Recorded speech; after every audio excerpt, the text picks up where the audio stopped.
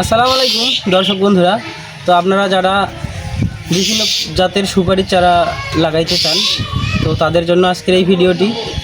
তো অনেকে বলেন যে বাণিজ্যিকভাবে চাষের জন্য কোন সুপারিটা ভালো হবে। তো মূলত অনেকে ভিয়েতনামি সুপারি, সিঙ্গাপুরি সুপারি, বিভিন্ন সুপারি সাজেস্ট করে থাকে।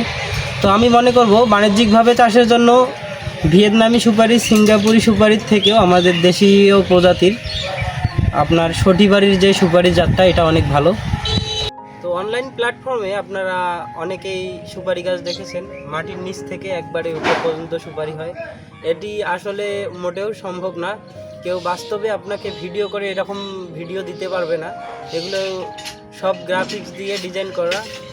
এমনও আছে যে অন্য অন্য দেশের ছবি কালেক্ট করে তারা আপনাদের সামনে তুলে ধরে। আমাদের দেশে এরকম ভিয়েতনামি সুপারি বা সিঙ্গাপুরের সুপারি এভাবে বাণিজ্যিকভাবে চাষ করে কেউ সফল হইতে পারেনি।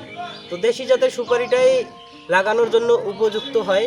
তো আপনারা যারা বাণিজ্যিকভাবে সুপারির বাগান করতে চান, তারা অবশ্যই শটিবাড়ির এই সুপারির জাতটা নিয়ে বাগান করতে পারেন। এই জাতের সুপারি ব্যাপক ফলন হয়। তো যারা বাণিজ্যিকভাবে চাষ করতে চান তাদের জন্যই আমি বলবো যে দেশীয় জাতের সুপারিটাই উপযুক্ত হবে। তো এই সুপারি। ধন্যবাদ দর্শক বন্ধুরা আমাদের ভিডিওটি সাথেই থাকার জন্য। যদি ভিডিওটি ভালো লেগে থাকে লাইক, কমেন্ট, শেয়ার করে আমাদের পাশেই থাকবেন। আল্লাহ হাফেজ।